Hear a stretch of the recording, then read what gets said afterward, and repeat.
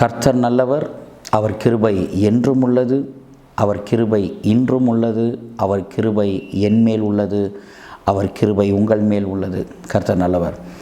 ஆதியாகமம் 1 அதிகாரம் 2 வசனத்தை வாசிக்கும் பொழுது, பூமியானது ஒழுங்கின்மையும் வெறுமையுமாயிருந்தது, ஆழத்தின் மேல் இருள் இருந்தது, தேவ ஆவியானவர் ஜலத்தின் மேல் அசைவாடி கொண்டிருந்தார் என்று வாசிக்கிறோம். இந்த வசனத்திலே 3 ஓ அடங்கி இருக்கிறதை நாம் பார்க்கிறோம். முதலாவது ஓ ஒழுங்கு இல்லை, இரண்டாவது ஓ அங்கு வாசிக்கிறோம் வெறுமையாக இருந்தது என்றால் there was nothing. ஆங்கில வேதாகமத்திலே the earth was void, empty என்று வாசிக்கிறோம். அப்படி என்றால் இரண்டாவது ஒன்றும் இல்லை.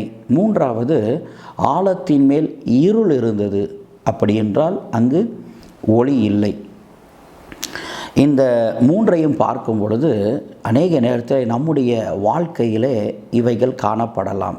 ஆனால் we need to take courage. The reason is because நம்மை நாமே திடப்படுத்தி கொள்ள வேண்டும். காரணம் என்னவென்று சொன்னால், அந்த வசனத்தில் ஆண்டவர் ஒரு அழகான வாக்கு கொடுக்கிறார். தேவ ஆவியானவர் அப்படிப்பட்ட ஒழுங்கு இல்லாத நிலைமையிலே, ஒன்றும் இல்லாத சூழ்நிலையிலே, ஒளி இல்லாத இடத்திலே தேவ ஆவியானவர் அசைவாட ஆரம்பித்தவுடன் இது மூணுத்தையும் அவர் சரிப்படுத்துகிறத பார்க்குறோம். உங்களுடைய வாழ்க்கையிலும் இதெல்லாம் சரியே ஆகாதுன்னு நீங்கள் நினைக்கலாம்.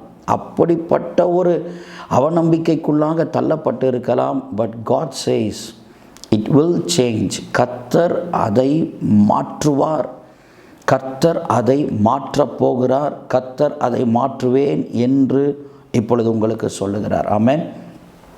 முதலாவதாக அந்த முதல் வார்த்தை ஒழுங்கு இல்லை என்று வாசிக்கிறோம், ஒழுங்கின்மையும் என்று வாசிக்கிறோம்.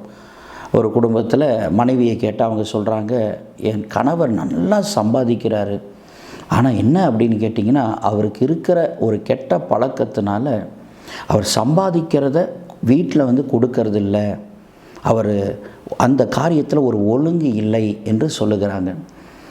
மனைவியை குறித்து கணவனை கேட்டால், பிள்ளைங்களை ஒழுங்காக பார்த்துக்கிறதில்ல, அவங்களுக்கு ஒரு காய்ச்சல் வந்தால் இல்லை அவங்களுக்கு என்ன பிரச்சனை எதையுமே கவனிக்க மாட்டேங்கிறா, நான் இரவு பகலாக இவங்களுக்காக தானே நான் ஓடிக்கிட்டு இருக்கேன், ஏன் மனைவியால் ஒழுங்காக வீட்டை பார்த்துக்க முடியாதா அப்படின்னு சொல்கிறாங்க. பெற்றோர் கணவன் மனைவியுமா சேர்ந்து சொல்கிறாங்க, எங்கள் பிள்ளைங்க கிட்ட கொஞ்சம் கூட ஒரு ஒழுங்கே கிடையாதுங்க, டிசிப்ளினே கிடையாது, வந்தால் எல்லாத்தையும் அங்கங்கே போட்டுடுறாங்க, இப்போயே இப்படி இருந்தால் எதிர்காலத்தில் என்ன பண்ணுவாங்கன்னு எங்களுக்கு தெரியல, ரொம்ப பயமாக இருக்குது என்று சொல்லுகிறத பார்க்குறோம். எனக்கு அருமையான தேவ பிள்ளைகளே, ஒழுங்கு இல்லை அப்படின்னு சொன்னாலே நம்ம நம்முடைய நம்பிக்கை, கான்ஃபிடென்ஸ் எல்லாத்தையும் இழந்துடுறோம் இல்லையா?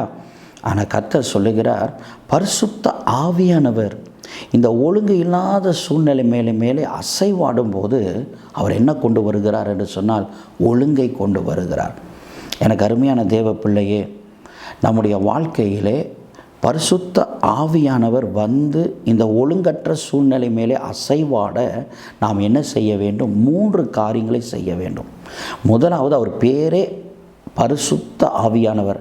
நம்முடைய வாழ்க்கையில் அசுத்தமான காரியங்கள் காணப்படும் என்று சொன்னால் அவைகளை நம்மை விட்டு அகற்றி விலக்கி நம்மை நாமே எல்லா காரியத்திலையும், நம்முடைய பார்வையில் பரிசுத்தம், நம்ம என்ன கேட்கிறோமோ அதில் பரிசுத்தம்.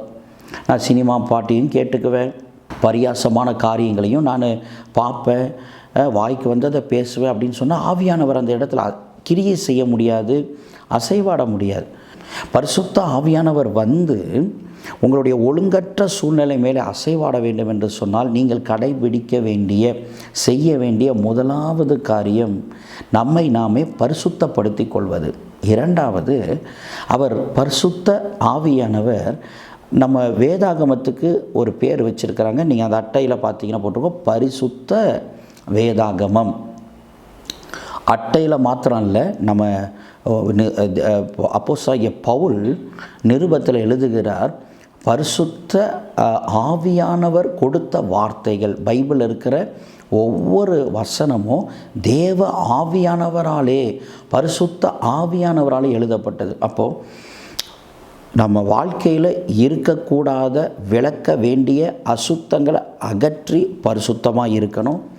இரண்டாவதாக அந்த காலியான இடத்த பரிசுத்த வசனத்தால் நிரப்பி பரிசுத்த வசனத்தின்படி வாழ வேண்டும். மூன்றாவதாக பரிசுத்த ஆவியானவரை நம்ம பாடல்களால் பாடி, வாரும் தூய ஆவியே, வல்லமை தேவை தேவா, அசைவாடும் ஆவியே, தூய்மையின் ஆவியே அப்படின்னு சொல்லி பரிசுத்த ஆவியானவரை குறித்த பாடல்களை பாடி நீங்கள் அவரை நோக்கி ஜெபித்து அழைக்கும் பொழுது அவர் இந்த டிஸ்ஆர்டர்லினஸ் அதன் மேலே அசைவாடி, ஒழுங்கின்மையான சூழ்நிலை மேலே அசைவாடி, யார் ஒழுங்கற்று திரிகிறார்களோ, ஒழுங்கற்று நடக்கிறார்களோ அவர்களுடைய உள்ளத்தின் மேலே, அவர்களுடைய எண்ணத்தின் மேலே அவர் அசைவாடி ஒழுங்குபடுத்துவார். இது முதலாவது.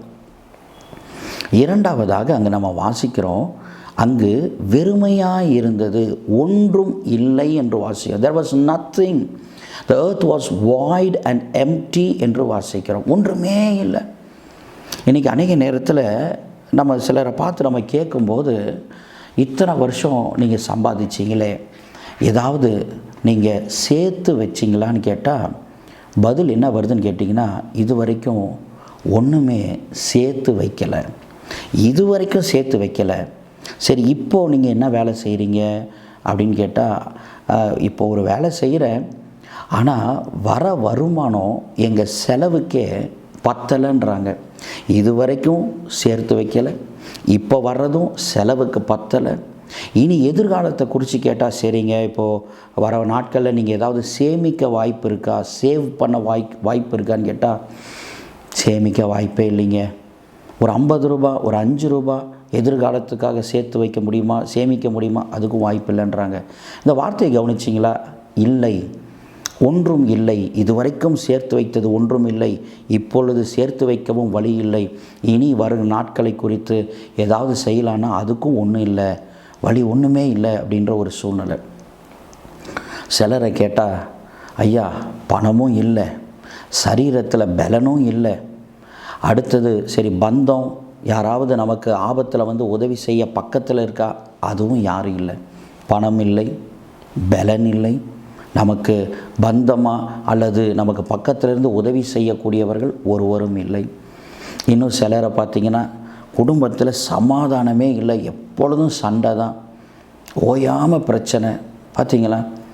இன்னும் பார்த்திங்கன்னா சிலருக்கு வந்து பார்த்திங்கன்னா எல்லா பணம் இருக்குது, எல்லா காரியங்களும் இருந்தாலும் ஏதோ சம்திங் இஸ் மிஸ்ஸிங். அவங்க அதனால் சந்தோஷமாகவே இல்லை. அது மாத்திரமல்ல, பார்த்திங்கன்னா சாட்சியான ஒரு வாழ்க்கை. ஃபஸ்ட்டு நாங்கள் போகிறோம் வரோம், ஆனால் ஒரு சாட்சியான ஒரு வாழ்க்கை அது எங்ககிட்ட இல்லை. எனக்கு அருமையான தேவ பிள்ளைகளை, இப்படி இல்லை இல்லை இல்லைன்னு சொல்லி ஒன்றுமே இல்லாத சூழ்நிலையில் இருந்தாலும், நான் ஏற்கனவே சொன்னது போல் வாழ்க்கையில் நீங்கள் பரிசுத்தத்தை கடைபிடித்து பரிசுத்த வசனத்தால் உங்களுடைய உள்ளத்தையும் எண்ணத்தையும் நிரப்பி பரிசுத்த ஆவியானவரே வாரும் என்று அவரை ஜெபத்தினாலும் பாடலினாலும் அழைக்கும் பொழுது அவர் வந்து அசைவாடுவார். அவர் அசைவாடி என்ன செய்வார் என்று சொன்னால், நீங்கள் கீழே வாசித்து பார்த்தீங்கன்னா, இதுக்கு முன்னாடி பூமியில் ஒன்றும் இல்லைன்னு வாசித்தோம்ல, அந்த ஒன்றும் இல்லாத பூமியில் மரம் செடி கொடி, அந்த ஒன்றும் இல்லாத பூமிக்கு மேலே சூரியன் சந்திரன் எண்ணற்ற நட்சத்திரங்கள், அந்த ஒன்றுமில்லாத பூமிக்கு மேலே பறக்கிற பறவைகள், அந்த கடலுக்குள்ளே நீந்த மீன்கள், அந்த பூமி மேலே நடமாடக்கூடிய மிருகங்கள், ஊறக்கூடிய பிராணிகள், எவ்வளவு ஆண்டவர் திரளாய் உண்டாக்கினார் பார்த்தீங்களா? உங்கள் வாழ்க்கையில் கொஞ்சம் யோசித்து பாருங்கள். இன்றைக்கி ஒன்றும் இல்லாத ஒரு நிலைமை இருக்கலாம், ஆனால் உங்கள் வாழ்க்கை அப்படியே முடிய போகிறது கிடையாது. ஆவியானவர் உங்கள் கூட பேசி கொண்டு இருக்கிறார். அவர் அசைவாடும் போது இன்றைக்கி ஒன்றும் இல்லாத உங்கள் வாழ்க்கையில் எண்ணற்ற நன்மைகளை அவர் தந்து நிரப்ப போகிறார். அதனால தான் பாடலில் இப்படியாக பாடுகிறோம், நிறைவான ஆவியானவரே நீர் வரும்போது குறைவுகள் மாறுமே. நிறைவை கொடுக்கிற ஆவியானவர். முதலாவது அவர் ஒழுங்குபடுத்துகிற ஆவியானவர். அவர் பாவம் நீதி நியாய தீர்ப்பை குறித்து கண்டித்து உணர்த்தி உங்களை ஒழுங்குபடுத்துவார். இரண்டாவதாக ஒன்றுமில்லாத அந்த நிலைமையை நீக்கி நிறைவை கொடுத்து எண்ணற்ற ஆசீர்வாதங்களாலே நிரப்புவார். அந்த மூணாவது ஞாபகத்துக்கு தான் உங்களுக்கு, அங்கு ஒளி இல்லை அங்கே இருள் இருந்தது. அப்போது அந்த ஒளி எதற்கு அடையாளமாக இருக்கிறது? இந்த ஒளி நமக்கு 3 காரியத்துக்கு மிக முக்கியமாக தேவைப்படுகிறது.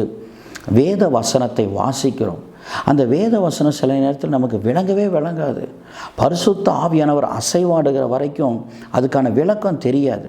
அப்போது பரிசுத்த ஆவியானவர் நீங்கள் பைபிளை படிக்கும் போது நல்லா ஜெபம் பண்ணி, ஆவியானவரே என்னுடைய இந்த மெடிடேஷன் டைம் மேலே நீங்கள் அசைவாடுங்கப்பா, இந்த தியான நேரத்தில் நீங்கள் அசைவாடுங்கப்பான்னு சொல்லும்பொழுது அவர் அசைவாடி அந்த வேத வசனத்தை குறித்த வெளிப்பாடு கொடுப்பார். சில காரியங்கள் நமக்கு விளங்காது, புரியாது. அது ஒரு புரியாத புதிராக, ஒரு மறைப்பொருளாக, ரகசியமாக இருக்கும். தானியேல் அப்படிப்பட்ட ஒரு சூழ்நிலை வந்தபோது ஜெபித்தார். அங்கே ராஜா சொல்கிறாரு, நீ தேவ ஆவியை பெற்றவன் என்று சொல்லுகிறார். தேவ ஆவியை பெற்ற அந்த தானியேலால் தான் அந்த ரகசியத்துக்குரிய, அந்த சொப்பனத்துக்குரிய விளக்கத்தை கொடுக்க முடிந்தது. அப்போது நம்ம நல்லா ஜெபித்து நம்ம ஆண்டவரை ஆராதித்து பரிசுத்த ஆவியானவர் நம்ம மேலே அசைவாடும் பொழுது வேதத்தை குறித்த வெளிப்பாடும், அது விளங்காத சில புதிரான காரியங்களுக்கான விளக்கத்தையும் பரிசுத்த ஆவியானவர் முதலாவது கொடுக்கிறார். இரண்டாவதாக பார்க்கும் பொழுது பரிசுத்த ஆவியானவர் எப்படிப்பட்ட ஒரு ஒளியை தரார் அப்படின்னு சொன்னால், ஆகார் இப்பொழுது கணவனாலே கைவிடப்பட்டு கையில் குழந்தையோடு கூட தன்னுடைய பையன் இஸ்மவேலோடு கூட வனாந்தரத்தில் இருக்கிறாங்க. எதிர்காலத்துக்கு குறித்த எந்த ஒரு ஐடியாவுமே இல்லை. She had no clue about what she is going to do in future. அவளுக்கு எதிர்காலமே முதல்ல இருக்குதான்னு சந்தேகம். இங்கே பிள்ளை வேற சாக கிடக்கிறான். அந்த சூழ்நிலையிலே அவள் உட்கார்ந்து அழுது கொண்டு இருக்கும் பொழுது ஆவியான தேவன் அங்கே அவளோடு கூட இடைப்பட்டு அவளுடைய கண்களை திறந்து அவளுக்கு ஒரு துறவை அங்கே காண்பிக்கிறார். அதில் இருந்த தண்ணீரை அவனுக்கு குடிக்க கொடுத்து அவங்க எந்திரிச்சு போகிறாங்க. அவனை கர்த்தர் ஒரு பலத்த ஜாதியாய் மாற்றினார். ஒரு ஃப்யூச்சர் வழியே தெரியல வாழ ஆண்டவர் வழியை திறக்கிறார். எப்பொழுது அவளுடைய விழியை திறந்தார், அவளுடைய கண்களை திறந்து. எனக்கு அருமையான தேவ பிள்ளைகளே, வாழ்க்கையில் முன்னேற வழி தெரியலையா, பரிசுத்த ஆவியானவரை அலையுங்கள். அவர் அசைவாடட்டும். அவர் உன் விழியை திறப்பார், அவர் உன் அறிவு கண்களை திறப்பார். அப்பொழுது வாழ்க்கையிலே முன்னேறுவதற்கான பாதையை அவர் காட்டும் பொழுது நீங்கள் படிப்படியாய் முன்னேறி செல்ல பரிசுத்த ஆவியானவர் உங்களை கைட் பண்ணுகிறவராக இருக்கிறார். He will be a good guide. மூன்றாவதாக நம்ம பார்க்கும் பொழுது எஸ்தரின் புஸ்தகம் 8வது அதிகாரம் 16வது வசனத்தில் வாசிக்கிறோம், அவர்களுக்கு வெளிச்சம் உண்டானது என்று வாசிக்கிறோம். இது எதற்கு அடையாளம்? அங்கே ஆமான் என்கிற ஒரு மனுஷனால் ஒரு பெரிய ஒரு சோதனை வருது. யூத குலமே அழிஞ்சு போகக்கூடிய ஒரு இக்கட்டான சூழ்நிலை வருது. ஆனால் மொர்தெகாய், எஸ்தர் மற்றும் தாதிமார்கள் எல்லாரும் உபவாசித்து ஜெபிக்கிறார்கள். இந்த ஜெப ஆவி என்று வாசிக்கிறோம் இல்லை, பாட்டு கூட பாடுறோம்ல, ஜெப ஆவி ஊற்றுமையா. அந்த ஜெப ஆவியோடு கூட அவங்க ஆண்டவரை நோக்கி பார்த்த பொழுது அவங்க வாழ்க்கையிலே பார்த்திங்கன்னா அந்த யூதர்களுக்கு கர்த்தர் விடுதலையை கொடுக்கிறார். யார் கையிலேருந்து? ஆமான் கையிலிருந்து வெற்றியை கொடுக்கிறார். ஆமான் மேல் வெற்றியை கொடுக்கிறார். சோதனையின் மேல் விடுதலையையும் வெற்றியையும் கொடுக்கிறார். அப்போது பரிசுத்த ஆவியானவர் வரும் பொழுது இந்த 3 காரியங்களையும் செய்கிறார். ஒன்று, வேதத்தை குறித்த வெளிப்பாடு, விளங்காத காரியங்களை குறித்த ஒரு விளக்கத்தை கொடுத்து தானியேலை போல உங்களுக்கு ஆண்டவர் உதவியை செய்வார். இரண்டாவதாக ஆகாருக்கு வாழ வழி தெரியல, அவளுக்கு வழியை காண்பிக்கிறார், விழியை திறந்து. மூன்றாவதாக எஸ்தரின் புஸ்தகத்தில் அவங்களுக்கு வந்த நெருக்கடி. இன்றைக்கி நீங்கள் எந்த நெருக்கடியில் இருக்கீங்க? அவங்களுக்கு ஒரு பெரிய சோதனை ஆமான் மூலமாக வந்தது. இன்றைக்கி உங்களுக்கு யார் மூலமாக உங்களுக்கு சோதனை வந்திருக்கிறது? கர்த்தர் சொல்கிறார், அதில் எஸ்தருக்கு, மொர்தெகாய்க்கு, யூத ஜனங்களுக்கும் விடுதலையை கொடுத்தது போல உனக்கு நான் விடுதலை தரப்போகிறேன். விசுவாசிக்கிறீங்களா? நீங்கள் விசுவாசித்து பாருங்கள், நிச்சயமாக விடுதலை கொடுப்பார், வெற்றியை கொடுப்பார். இப்போயே நீங்கள் எஸ்தரின் புஸ்தகம் 8வது அதிகாரம் 16 வசனத்தை எடுத்து வாசித்து பாருங்கள். அதை கர்த்தர் உங்களுக்கு வாக்கு தத்தமாக கொடுக்குறார். இதை வச்சு ஜெபிங்க, கர்த்தர் வெற்றியை தருவார்.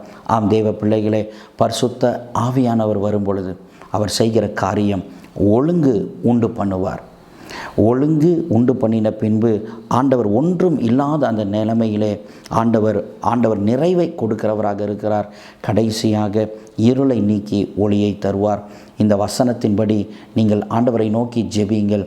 கர்த்தர் உங்களுடைய வாழ்க்கையிலே நிறைவையும் ஒளியையும் ஒழுங்கையும் கொடுத்து உங்களை சாட்சியாய் பயன்படுத்துவார். God bless you. Amen. Praise the Lord.